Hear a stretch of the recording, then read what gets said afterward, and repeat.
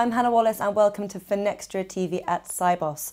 Calling in now is Francis Walvik Joynt, Senior Vice President of Payments International at Mastercard. So, Paul, welcome back. It's lovely to have you on again. Thank you. It's great to be back. Finally, Cybos week, huh? Yes, I know. First day of Cybos here. And there's a huge range of things I want to cover with you, from real-time payments, enabling financial inclusion, removing friction, and also I also want to touch on Mastercard's Billpay customer solution, but we'll come to that. And I think maybe let's start with a scene setter first, because I think it's fair to say financial services are increasingly moving to near real time in many aspects. So tell us, where are we up to now as an industry? Let's start there. Okay, so I think it has a lot to do with where society has moved, because most of the things that we do, we transact in real time, communication-wise. I think the pandemic, let's try to keep that as few references to that, but I think a lot of things have changed in the way that we communicate over the last couple of years, and that is really paving the way for the need for also transacting in real time for a variety of financial services. It's just simply that the on-demand economy, if you would call it like that, is prevalent in everything that we do. It's in the way that we talk, it's in the way that we expect goods to be delivered, it's in the way that we expect our financial services to be delivered. Mm-hmm. And I think it's also a fact that, you know, society is moving at that breakneck pace, but also a lot of technologies which we are at the forefront of putting forward at Mastercard is really focused on enabling services to be in real time, and it just creates opportunities to remove friction, which is something that at least I've been passionate about for the last decade, I would say, and friction is making things easier. It's removing those little annoying things that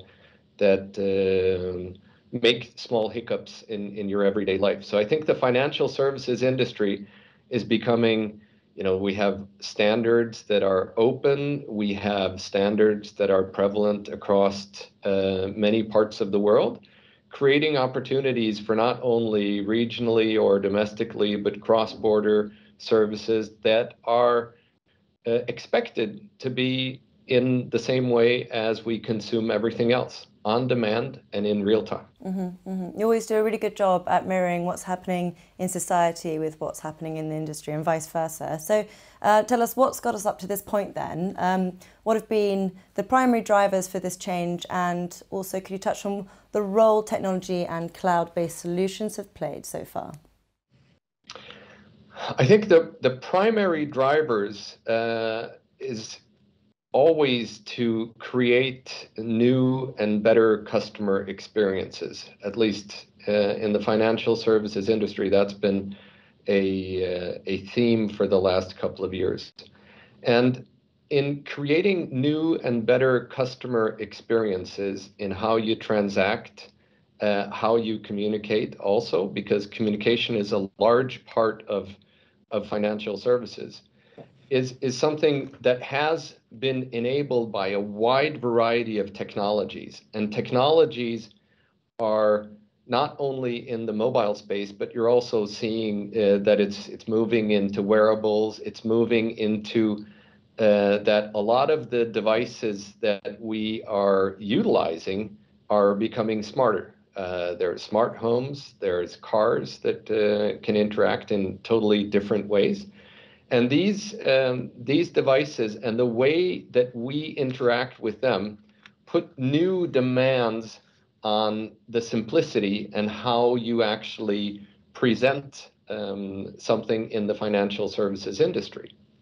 And I think that there's also a perspective of education in terms of how to utilize not only products in the sense of them being coined as financial products, but how do the services that you consume from financial services institutions, how do they complement the services that you use in everyday life? So it's not only how easy it is to renew your Netflix subscription, or how easy it is for you to order takeaway food or order food to be delivered to your home.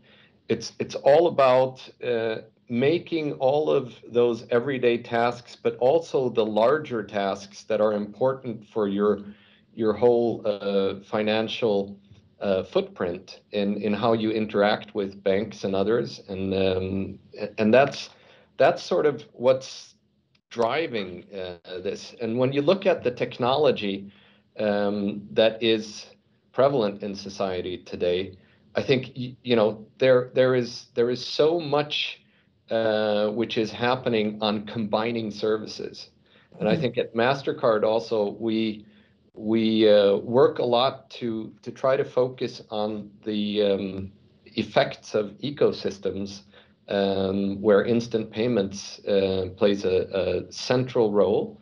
But we also focus on, that there are multiple rails that you can use. We have a multi-rail strategy on working on elements that are already there in how to transact, but also how to bring that to life with combining technology. And I think one of the really cool things that you see is that previously a lot of technologists would talk about APIs and cloud and so forth. That's become native almost when you do business development and when you develop new services. It's native to talk about how you can rapidly provide services in cloud environments and other parts like that. But it's also important to take in the aspects of security in terms of that. Even though the world becomes open, we take security extremely serious and really are diligent in how to work together. So it means that technology will open up the ability to interconnect, but we like to do that in a secure way in Mastercard. So working with partners, working with financial institutions to really create thriving ecosystems that can further the advancement of how we remove friction and create better services every day.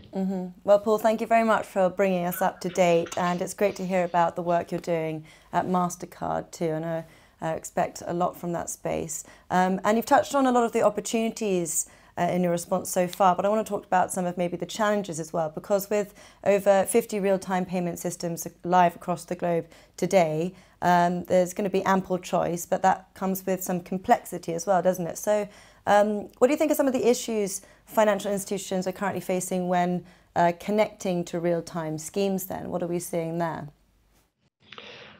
Well, we've had a lot of experience all over the world in real-time payments, and I think that at the outset from some years ago, there's also been I would say there's always challenges in adopting new solutions, but I think that the fact that there are global standards that one can utilize, and also the fact that, we like to think that we can help our clients and financial institutions with the wide range of installations that we've done across the world to really foster and show how to adopt and how to provide new services at a rapid pace. There's always going to be an implementation that financial institutions need to undertake. But I think the playbook is known for us, and we share that with our clients. And the challenges are more in terms of planning to implement and planning to do the transition of what services you are going to provide. It's not so much the technological challenges of putting things in place. I think there's a lot of financial institutions that are really tech savvy, and that's good. That's really good. But the key point is to thinking about this in terms of how you want to advance the ecosystem. What opportunities do real-time payments actually open up where you can take pockets of functionality that you maybe weren't able to address earlier and look at it end to end? Because I think that's really at the key heart of it. The speed at which we can roll out services that are on these platforms is astonishing. And we see that from several of our installations that the speed at which one can come up with new products is great, and the speed at which you can partner up with others by using open APIs, by using open banking, by using our suite of applications, which runs on top of real-time rails, is something that really is accelerators for products. It's an incredibly exciting time. And you touched on Mastercard's applications there, which is where I want to end. Giving us an example of that, can you talk us through Billpay, which is helping your customers, but tell us how? Coming from the Nordics, we have a really proud heritage of being utilizing mobile apps, having high internet penetration, and so forth. And Billpay has sort of electronic bill payment has been sort of the backbone of society in the Nordics for quite some time, and we've been instrumental in doing that. I think now when you can combine instant payments with instant credit assessment, cash management information, you can really combine this in a way that removes a lot of friction in everyday life. So you can think of it as if you are not only looking at your utility bills, but all of your invoices that are now natively in a digital ecosystem. That's what we do. And that's what creates the opportunities to combine this in such a way so that your everyday activities, where you buy gifts, where you pay for parking with your mobile phone, and so forth, some of them are becoming frictionless. And I think what we've done with our bill pay solutions is to ensure that it's natively digitally, and it enables a way where both consumers and the corporates issuing invoices to consumers are really in the front seat of having control of both the environment of their own personal finances, also so they can understand how this pans out in terms of when do I pay what, when do I need to plan for things, how can I do installments of some of the payments of bills outstanding, and so forth. And this is what really is at the center and heart of how to look at this ecosystem moving forward. And I think we've taken a lot of the learnings that we have from having had this in the Nordics for many years, and applying that to use cases in other places in the world that both can learn from that, but also maybe have some different types of challenges that they want to address. I think it's really exciting when you combine this with open banking and the fact that there's a lot of initiatives around how to implement, request to pay and those type of things, which we natively support in our Billpay solutions to really take the best out of being able to plan ahead, but also being able to pay instantly and have instant reconciliation of how your whole cash flow works moving forward.